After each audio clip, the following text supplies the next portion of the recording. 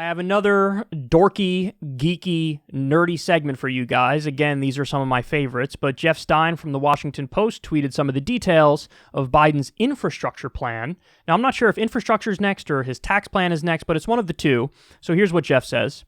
To recap, among big things expected, not final, in the next big Biden bill, $1 trillion for infrastructure, universal pre-K, free community college, $200 billion for housing, $100 billion for green climate, expanded child benefit for a few years, and ACA subsidies. That's Obamacare subsidies. So, let's break this down. $1 trillion for infrastructure. Is that good, bad, or somewhere in the middle? Somewhere in the middle, leaning towards bad, and here's why. A report that came out in 2017, so this is years ago, said that we need to spend $4.7 trillion to adequately upgrade our infrastructure. An emphasis on the word adequately. This is something I've been thinking about a lot recently. If I was running for president, one of my main issues would be making the United States have the number one infrastructure in the world. I want an infrastructure that blows everybody else out of the water. I want an A++ infrastructure. I want something that makes everybody envious. And in order to get that, what you'd really need is like Bernie Sanders' plan, and it says it on, his website, lays it out in detail.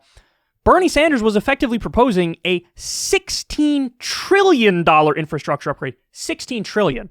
$16 trillion. Even Joe Manchin, I forget the exact number, it's either 3 or 4 trillion that Joe Manchin was asking for. And again, the adequate number just to upgrade it would be like 5. So if you're not talking about at least 5, and this is pre-negotiations, so you really should come in there like 10 at the very least. If you're not talking about at least 5, it's clownish.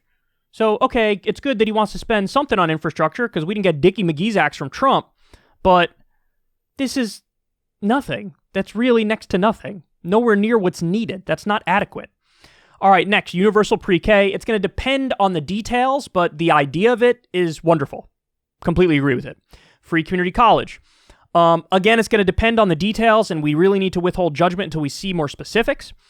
But listen, it's good, but I'm skeptical. I don't think he's actually going to do it. Now, he said on the campaign trail, free college for everybody who makes less than $125,000. Is he changing that? Is this different than that? Now, you guys know I'm in favor of free college for everybody. I think it should be universal. I don't think it should be means tested, because when you means test it, then it could be described as welfare, and welfare is easier to cut. When you have a universal program, it's a lot harder to cut. That's why Social Security has been hanging in all these years. So the details matter. In theory, it's good, but we need to see the specifics. But if he actually does universal pre-K and actually does free community college, very positive. $200 billion for housing.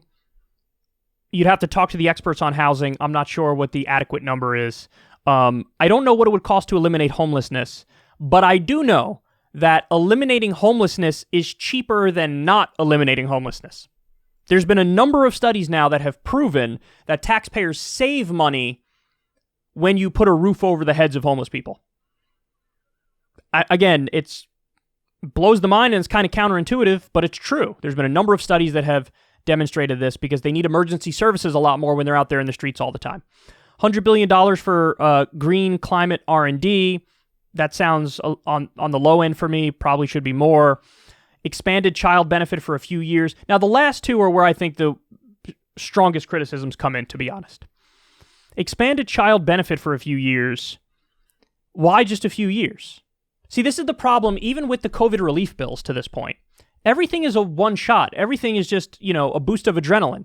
And you're going to get a temporary bump from it, and then it's donezo, and it's gone. And in 3 years or 4 years, where are the effects? The effects are nowhere to be seen anymore. So the criticism of the COVID relief bills to this point is that nothing is recurring. There's no long-term, there's nothing that's like Medicare. There's nothing that's like Social Security. The real move would have been a universal basic income. I would have taken a universal basic income at a lower number than a one-time check at a higher number.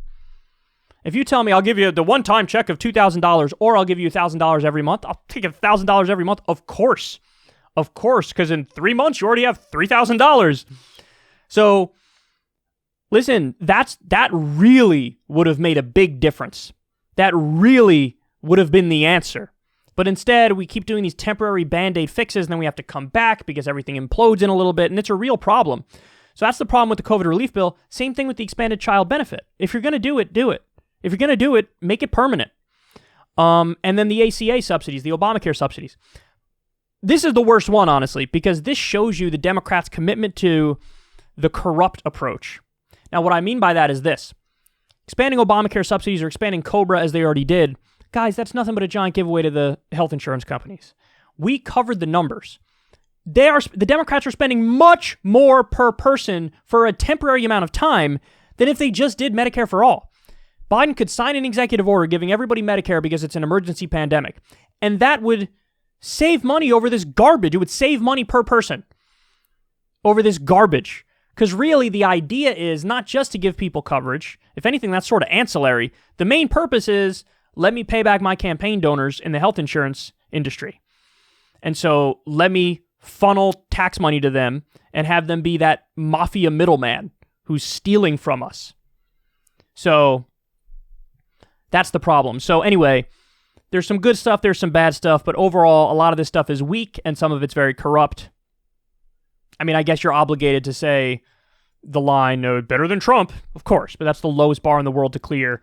So, and also, I can't stress this point enough, this is his proposal up front, before any negotiations with Republicans and before Manchin and Sinema weigh in. So he didn't stake a very ambitious position up front, so it's going to get chiseled down and chiseled down and chiseled down, and who knows what the hell we'll be left with, and who knows if anything will pass, because again, the fact of the matter is, you're not going to get 60 votes for any of this shit. Any of it. So what should you do? At the very least, reform the filibuster to give yourself a prayer, but even if you do that, it's still going to be tough.